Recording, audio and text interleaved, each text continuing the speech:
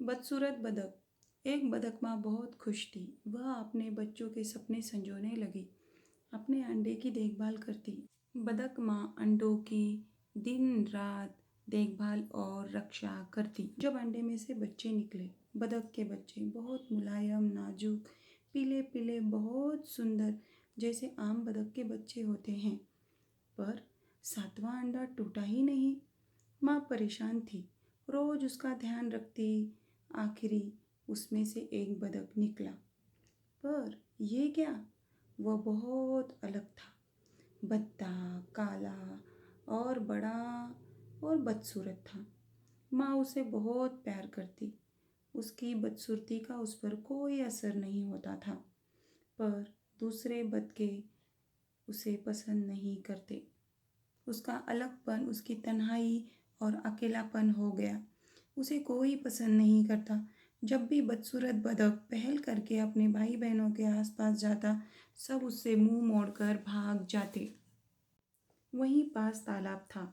सभी बदक खेलने जाते। बदसूरत बदक उनके साथ खेलना चाहता था। बदसूरत बदक बहुत अच्छा तैराक था। वह तैर कर अपने भाइयों बहनों को बताता, पर उसका ध्यान नहीं देते, उसे अच्छा भी नहीं कहते। उसका एक ही मित्र था, वह थी उसकी माँ। वह माँ के साथ ही रहता। एक दिन दूसरी बतखें माँ बदक से पूछने लगी, आपके सभी बच्चे नटखट, प्यारे, सुंदर हैं, पर यह बहुत बदसूरत है। माँ हताश होकर कहती, यह मेरा है, मैं इसे बहुत प्यार करती हूँ। माँ की दशा बदसूरत बदक से देखी नहीं गई। वह बहुत दूर जाने का निर्णय ले लिया। नदी के किनारे किनारे तैरता बहुत दूर चला गया। जगह बदलने से कुछ नहीं बदला। बदसूरत बदक रहने का ठिकाना खोजता। छोटे बड़े सभी प्राणी, पंछी और मनुष्य उसका मजाक उड़ाते।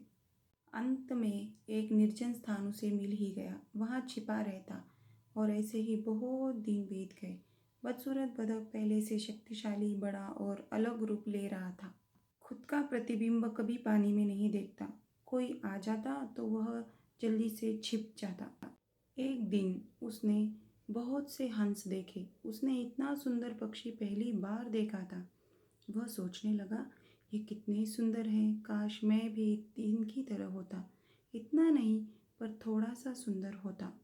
मौसम बदला, ठंडी आई, तेज हवाएं, बर्फ पड़ने लगी। बेचारा बदक अपने लिए ठिकाना खोजने लगा। ठिकाना खोजते ठंड के कारण जम गया। एक नर्म दिल मनुष्य की नज़र बदक पर गई। उसने उसे बचा लिया, अपने घर में पनाह दी। मौसम बदला, बसंत आया।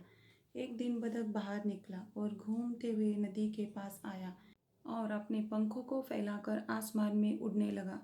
अपने लिए एक अच्छा बसेरा चाहता था। उड़ते समय उसकी नज़र नीचे तालाब पर पड़ी। बहुत सुंदर हंस वहाँ तैर रहे थे। वह बहुत हिचकिचाता नीचे उतरा और उनके पास से देखने लगा। बदक ने ठान ली, मैं इन हंसों से बात करूंगा, चाहे परिणाम कुछ भी हो। मैं इनसे ज़रूर मिलूंगा। उसने इतने सुंदर पक्षी पहले भी देखे थे। हिम्मत बनाकर उनके पास गया। अपनी गर्दन नीचे और आंख मूंद कर खड़ा रहा। जब उसने आंख खोली और पानी में अपना प्रतिबिंब देखा, तो क्या, उसे यकीन नहीं हुआ। उसका रूप हंस की तरह था, बहुत सुंदर। वह बहुत खुश हुआ। सभी हंस उसका स्वागत करने लगे। सब एक साथ रहने लगे। हंस बहुत खुश और खुशहाल जिंदगी जीने लगा। इतना खुश होता कि अपनी गर्दन और पंख फैलाकर अपनी खुशी जाहिर करता। अब वह बदसूरत बदक नहीं था। वो गलती से गलत जगह पर पहुंचकर अपनी जिंदगी जी रहा था। वह अपनी असली पहुंच गया। जो जिंदगी हंस जी रहा था, वह उसकी कभी थी ही नहीं। एक दिन उसने सोचा, मैं माँ से मिल आऊँ। माँ बदक से मिलने गया और उसने क्षमा मांगी। माँ बदक बहुत खुश हुई। बहुत सी बातें हुई और सब ने हंस को माफ़ कर दिया और सभी भाई बहनों ने हंस से क्षमा मांगी और वह अपनी नई जिंदगी की तरफ उड़ चला।